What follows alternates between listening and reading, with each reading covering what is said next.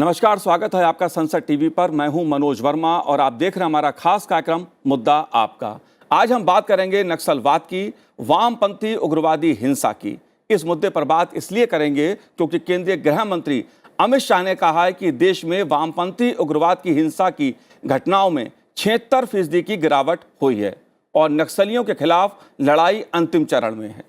केंद्रीय गृह मंत्री अमित शाह ने यह बात सीआरपीएफ के स्थापना दिवस समारोह को संबोधित करते हुए कही। पिछले 8 वर्षों में वामपंथी उग्रवाद हिंसा पर लगाम कसने में ऐतिहासिक सफलता मिली है और इसका श्रेय सीआरपीएफ को जाता है। नक्सलवाद यानी वामपंथी उग्रवादी हिंसा और सीआरपीएफ की भूमिका पर बात करना इसलिए भी जरूरी है क्योंकि देश में करीब 4 दशकों से नक्सलवाद आंतरिक सुरक्षा के लिए एक गंभीर खतरा बना हुआ था, लेकिन 4 दशकों में पहली बार 2022 में नागरिकों और सुरक्षा बलों की मृत्यु की संख्या में भारी कमी आई है।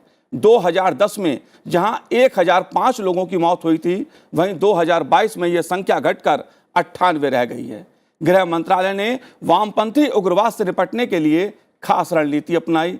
नक्सलवाद का मुद्दा देश की सुरक्षा से संबंधित है, इसलिए इस मुद्दे के विभिन्न पहलुओं पर चर्चा करना जरूरी है।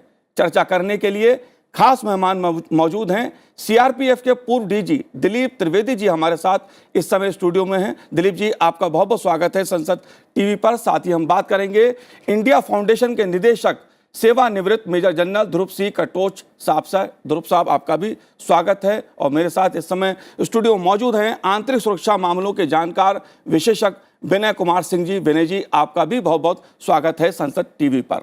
लेकिन शुरुआत दिलीप जी मैं आपसे करूंगा क्योंकि सीआरपीएफ का स्थापना दिवस इस समय देश में मनाया जा रहा है और पहली बार नक्सलवाद के गढ़ में, छत्तीसगढ़ में अमित शाह ने एक तरह से ललकारते हुए कहा कि देश में जो नक्सलवाद है, जो वामपंथी हिंसा करते थे, उनकी लड़ाई जो है वो अंतिम चरण में है।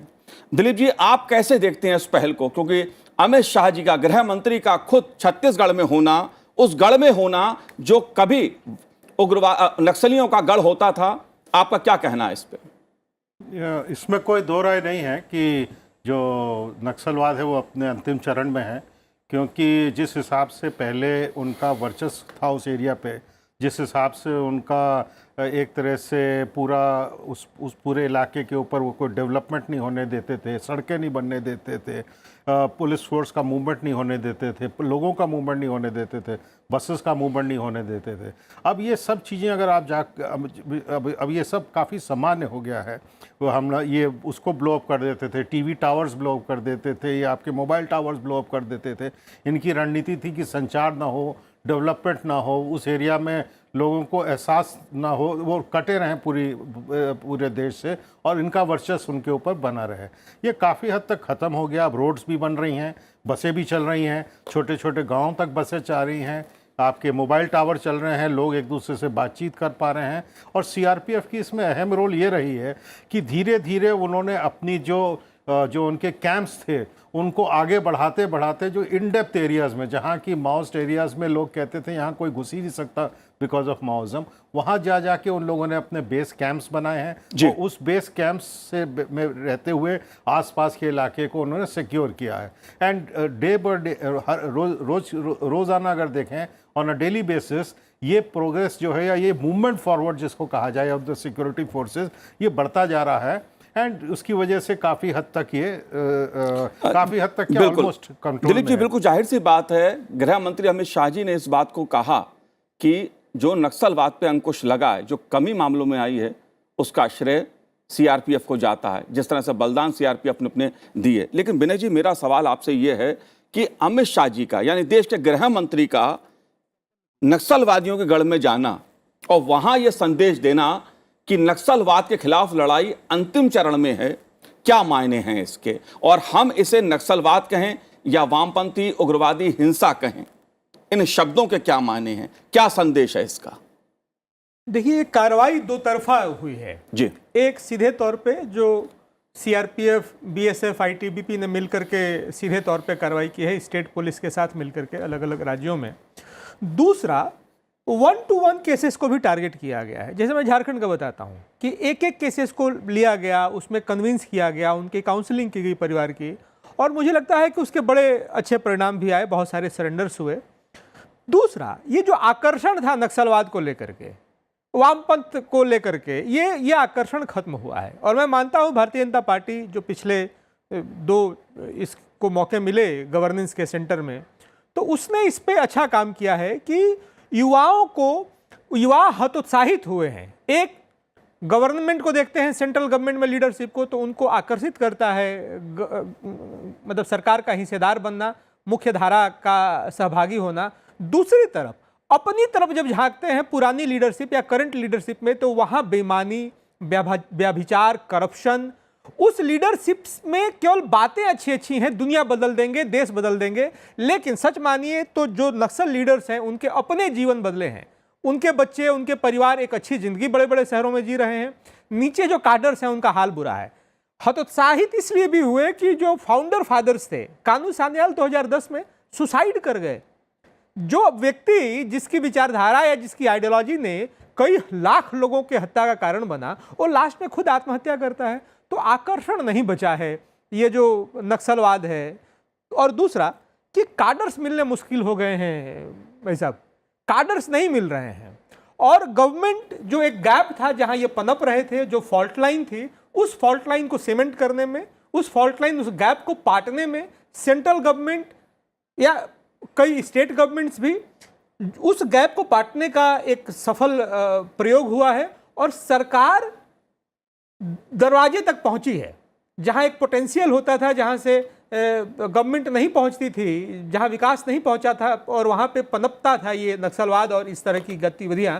तो केवल नक्सलवाद ही नहीं, जितने ऐसे इंसर्जेंट फोर्सेस थे, including CPI, Maoist, north east के ग्रुप्स को ले लीजिए, सब लोगों को ये लगा है कि मुख्य धारा में आने से ही वो कल्याण हो सकता है। जो नारा लंबा चौड़ा देते थे कि गरीबों का कल्याण, इक्वालिटी और बाकी सारी चीजें, तो ये मुख्य धारा में रह करके और गवर्नमेंट के साथ कदम से कदम मिला करके ही ये विकास संभव है। जी ध्रुव साहब, आप कैसे देखते हैं इस समस्या को, क्योंकि 4 दशकों की ये समस्या अब अपने अंतिम चरण में है। एक प्रकार से नक्सलवाद देश में दम तोड़ रहा है। आंध्र प्रदेश, छत्तीसगढ़, झारखंड, बिहार का कुछ हिस्सा, यूपी का कुछ हिस्सा, उड़ीसा का कुछ हिस्सा, पश्चिम बंगाल का कुछ हिस्सा, देश के तमाम राज्य कभी प्रभावित होते थे, अभी गिने चुने जिलों में सीमित रह गया है और इक्का दुक्का घटनाएं सुनने को मिलती हैं। आप कैसे देखते हैं इस पूरे मुद्दे को? देखिए, ये शुरुआत इसकी हुई थी 1967 में, ये तो सबको मालूम जी। है। और तब से लेके ये एक प्रकार से आप ये समझ लें, लड़ाई जो है ये जारी है। जब हम इस 2000 के ऊपर आ जाते हैं, 2004 खास करके एक टर्निंग पॉइंट हुआ था कि जब ये बहुत ज़्यादा बढ़ गई थी। उसके बाद हम आते हैं 2004 से 2014 तक। ये अगर आप पीरियड देखें तो काफ़ी बढ़ोतरी हुई थी इन एक्टिविटीज़ में। और उसके बाद हमने देखा है कि काफ़ी हद तक ये कम होना शुरू हुआ है और अब वो इस स्थिति पे आ गई है कि ये कंट्रोल पे आ सकती है। तो कई कारण हैं इसके। एक तो जिस प्रकार से मैं समझता हूँ पॉलिटिकल पेनिट्रेशन हुई है स्टेट्स में, जो इलाके हैं जो पहले कोई पॉलिटिशियन नहीं जाते थे, तो वहाँ पर एक बार जब लोग अभी जाना शुरू हो गए, जब पॉलिटिक्स वहाँ पर शुरू हो गई, जब लोग अपना वोट दे सकते हैं, तो एक तरफ से सोच में बदलाव आ सकता है। अगर आप वेस्ट बंगाल में देखें, वो तो अभी तकरीबन ख़त्म ही है। बिहार में भी कोई छुटपुट केस ही आते हैं। 2 स्टेट हैं, गढ़चिरौली जो महाराष्ट्र में, वहाँ पर भी कम है, लेकिन 2 स्टेट हैं अभी तक भी जो कंसर्न वाले स्टेट है, वो है छत्तीसगढ़ और झारखंड। और छत्तीसगढ़ में जाके इस प्रकार का मैं समझता हूँ, ये होम मिनिस्टर साहब उधर गए, गृह मंत्री वहाँ पर गए, एक तरफ से वो स्टेटमेंट है, वो उनका जाने का मकसद एक तो ये भी था, एक स्टेटमेंट देना कि देखिए सब कुछ अभी नॉर्मल हो रहा है। इससे क्या होता है कि जो मनोबल है नक्सल की लीडरशिप का, उसमें जाके बहुत फर्क पड़ जाता है, और जो सिक्योरिटी फोर्सेस हैं और स्टेट फोर्सेस हैं उनका मनोबल फिर बढ़ जाता है। और ये एक तरफ से जब मैंने इसको एनालाइज किया है, एक तरफ से ये सोच के ऊपर भी होता है कि जो पब्लिक है, अभी ज़्यादा करके ट्राइबल लोग जो उस तरफ रहते हैं जी, उनके दिल में भी ये है कि अगर हम स्टेट की तरफ जाएं और स्टेट आगे हाथ ना बढ़ाए, तो हमारा बाद में क्या होगा, एक तरह से वो डर भी होता है। अभी वो डर जो है मैं समझता हूँ वो पूरा ख़त्म हो गया है। स्टेट की तरफ से जैसे भी डीजी साहब ने बताया, जो इकोनॉमिक पेनिट्रेशन हुई है, जो सिक्योरिटी फोर्सेस की पेनिट्रेशन हुई है, वो बहुत ज़्यादा, बहुत अधिक आगे तक आ गई है। एक बात और मैं कहना चाहता हूँ, क्योंकि मेरे पास इंडिया फाउंडेशन में जहाँ मैं काम करता हूँ, कई किस्म के लोग आते हैं मिलने के लिए, और वहाँ पर कई लोग वो हैं जो नक्सल इलाके में काम करते हैं, और उन्होंने मुझे साफ कहा कि देखिए ये अभी हालत आ गई है उनकी कि वो समझौता करने चाहते हैं, और अगर उनका समझौता हो जाए तो अच्छी बात होगी। एक तरफ से उनकी तरफ से अभी ऑफर्स आ रहे हैं कि देखिए एक पीस डील करवा लीजिए जी। इसका मतलब ये है कि वो अभी बैकफुट पे है, अगर क्रिकेट का शब्द हम लेंगे, और सिक्योरिटी फोर्सेस का, स्टेट का, और जो पॉलिटिकल अथॉरिटी है उसका दबाव जो है वो आगे बढ़ रहा है।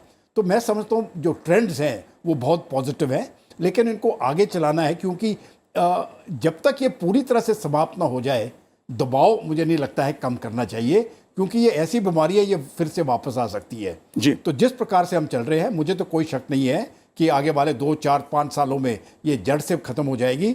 ज़्यादा खतरा मुझे नहीं लगता है उन इलाकों पे है, जैसे कि छत्तीसगढ़ में जहाँ पर टेररिस्ट जो नक्सलाइट वहाँ पर हैं, उनके जितने भी गुट हैं, माओइस्ट वगैरह जो हैं, ज़्यादा करके खतरा मुझे लगता है दिल्ली में है। जो इनके जो अर्बन नक्सल जिनको हम कहते हैं, जो उनके सपोर्ट बेस हैं, मुझे लगता है उनको भी एड्रेस करेंगे, क्योंकि जब वो एड्रेस हो जाएंगे ये मामला पूरी तरह जी से बिल्कुल। समाप्त हो अर्बन जाएगा। नक्सलियों का भी एक बहुत बड़ा मुद्दा है बेनजी, मैं आपसे भी इस बात को समझूंगा, क्योंकि इसके कई पहलू हैं। जो नक्सलवादी हिंसा है, वामपंथी उग्रवादी हिंसा जो है, उसके कई पहलू हैं, उनको मैं समझने की कोशिश करूंगा। लेकिन दिलीप साहब, मैं आपसे एक बात समझना चाहता हूं। यह समस्या मुझे पूर्व प्रधानमंत्री मनमोहन सिंह जी का वक्तव्य समय समय पर उनका याद आ रहा है कि उस समय वो चिंता जाहिर करते थे जब देश के प्रधानमंत्री थे कि वामपंथी उग्रवादी हिंसा इस देश के लिए, आंतरिक सुरक्षा के लिए एक गंभीर खतरा है।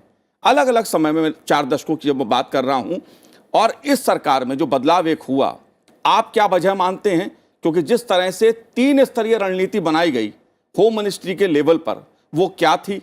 किस तरह से जमीनी स्तर पर काम हुआ?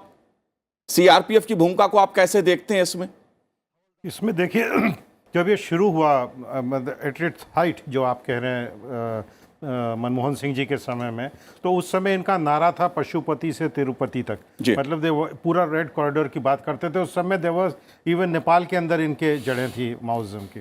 ग्रेजुअली उसमें हुआ क्या, जब शुरू में सीआरपीएफ लोकल पुलिस जो थी, वेदर इट वाज छत्तीसगढ़ और झारखंड, और उनमें वो कैपेबिलिटी नहीं थी इनको डील करने की, ना स्ट्रेंथ थी, ना फायर पावर था, ना कैपेबिलिटी थी, ना उतना एक्सपीरियंस था।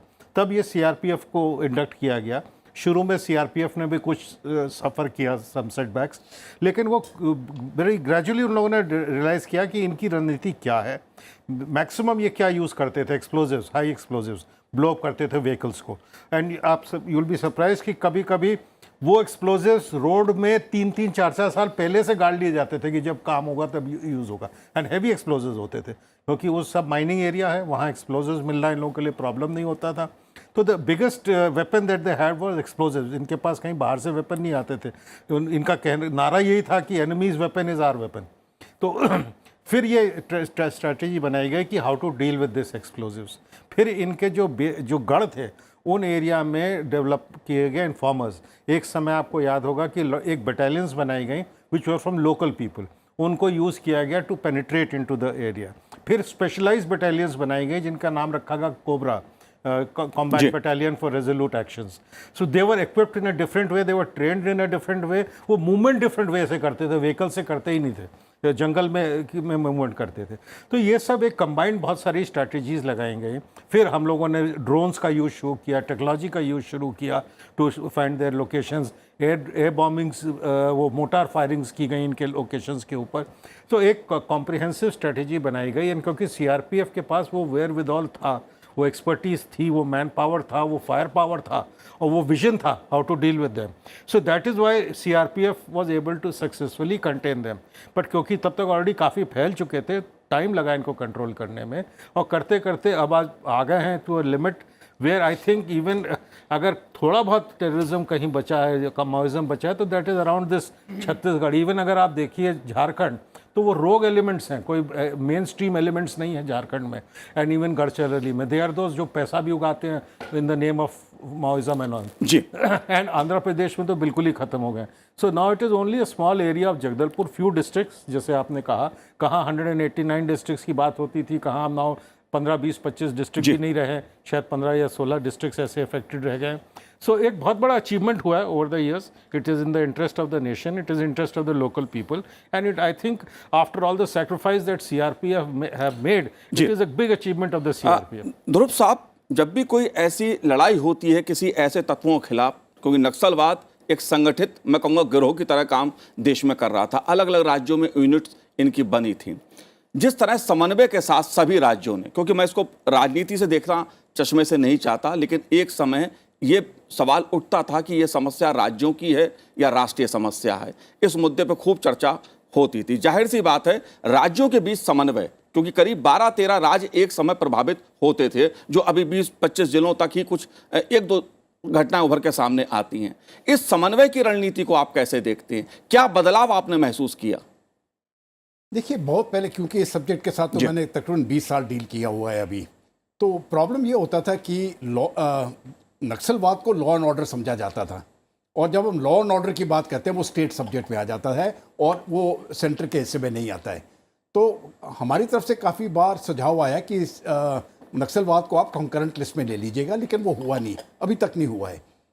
तो अगर आप 2 स्टेट्स की बात लेते हैं तो प्रॉब्लम ये हो जाती है कि अगर ये जो नक्सल हैं, माओइस्ट हैं, अगर वो एक स्टेट में ऑपरेट करते हैं और ऑपरेशन के बाद दूसरे स्टेट में चले जाते हैं, तो इस स्टेट की पुलिस दूसरे स्टेट के साथ नहीं जा सकती है।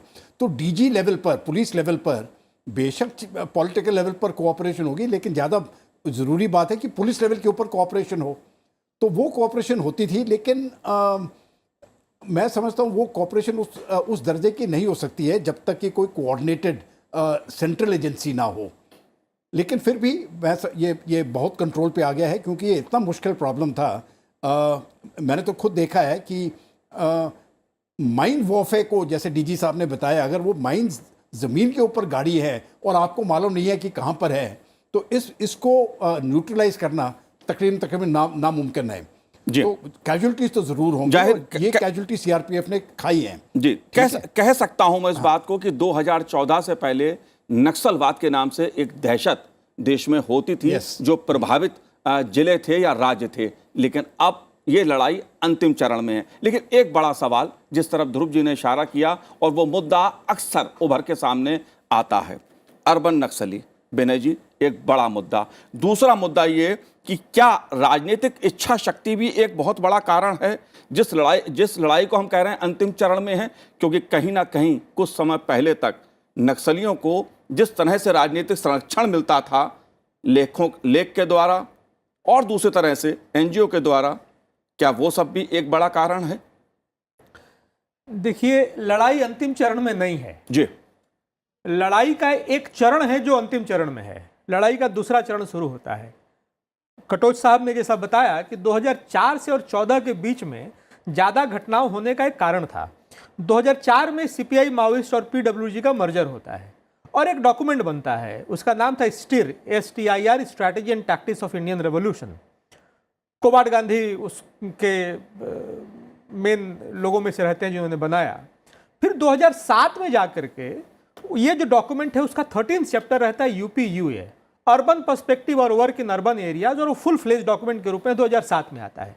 आप जब उस डॉक्यूमेंट को पढ़ेंगे तो इस बात का फोरकास्ट किया हुआ है कि आने वाले समय में हमारी जो जंगल की गतिविधियां हैं, जो नॉन अर्बन एक्टिविटीज़ हैं, वो कम हो जाएंगी। उसके कारण है कैडर्स कम मिलेंगे, स्टेट का आर्ट ऑफ सर्विलांस ज़्यादा अच्छा अपग्रेडेड वर्जन में होगा।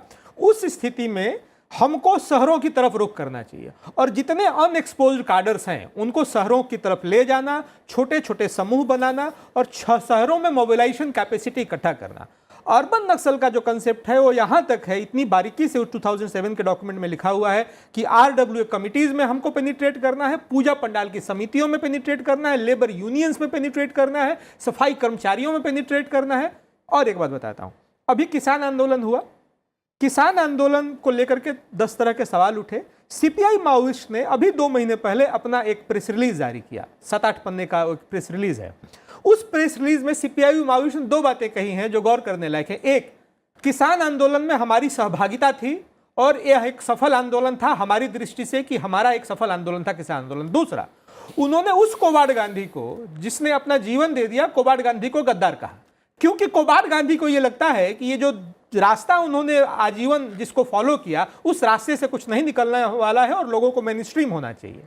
तो कुल मिला जुला करके जो ये अर्बन नक्सल का जो कंसेप्ट है, ये वहां से 2007 के डॉक्यूमेंट से निकलता है। और मैं ये कह रहा हूं, फॉर्मेट बदलेगा। 5th जनरेशन जो वारफेयर टेक्निक जिसकी हम बात करते हैं, उसके 2 मेन इंग्रेडिएंट्स हैं, सोशल इंजीनियरिंग और प्रोपेगेंडा। और आप देखिए पिछले 5 सालों में, 10 सालों में, 2007 के बाद से आप पूरी तौर पर देखेंगे, छोटी छोटी घटनाएं जिसमें कि समाज का एक हिस्सा दूसरे हिस्से के सामने खड़ा हो सकता है। हिंदू वर्सेस मुसलमान का हो, तमिल वर्सेस हिंदी का हो, बुद्धिज्म वर्सेस हिंदुज्म का हो, खालिस्तान वर्सेस हिंदूज का हो, रेस्ट ऑफ इंडिया का हो, इसको सोशल इंजीनियरिंग का ही एक प्रकल्प है और उसको प्रोपेगेंडा के साथ ब्लेंड करके एक वेपन की तरह इस्तेमाल किया जाता है। और सीपीआई माओइस्ट पहले इकलौता काम करता था, अब ऐसे कई संगठन हैं जो आपस में कॉमन मिनिमम प्रोग्राम के नाते काम करते हैं। जैसे भीमा कोरेगांव, उसमें सीपीआई माओइस्ट केवल नहीं था, कई संगठन थे, उसमें सीपीआई माओइस्ट ने भी अपनी ताकत लगाई थी।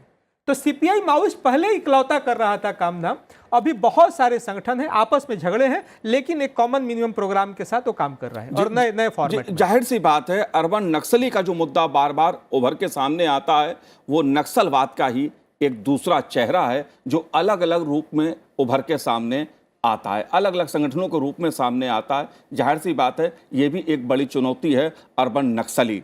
आखिरी सवाल मेरा आपसे है दिलीप जी, मैं ये जानना चाहता हूँ कि सरकार की तमाम कल्याणकारी योजनाएं हैं, एक समय था इस तरह की खबरें भी आती थी कि नक्सलवादियों ने स्कूल की जो भवन था, स्कूल की जो बिल्डिंग थी, उसको बम से उड़ा दिया, अस्पताल को उड़ा दिया, कोई विकास कार्य नहीं होने देते थे। लेकिन पिछले 7-8 वर्षों में खास तौर से तस्वीर बदली है और जो कल्याणकारी योजना है, विकास योजना है, अब प्रभावित क्षेत्रों में जो नक्सलवादी प्रभावित क्षेत्र माने जाते थे, सड़क नहीं बनने देते थे, अब तो हजारों किलोमीटर की सड़कें बन रही हैं। ये बदलाव क्या कहता है? यही सबसे बड़ा बदलाव है जिसकी वजह से इतना अचीवमेंट हम लोगों को मिला है। सिक्योरिटी फोर्सेस का रोल है, सीआरपीएफ का रोल है, लेकिन अगर उसके साथ साथ ये सब चीज़ें ना हो तो फिर वो नॉर्मल जो वहाँ की लोकल पब्लिक है उसको आप उस मुद्दे से हटा नहीं पाएंगे जो कि था।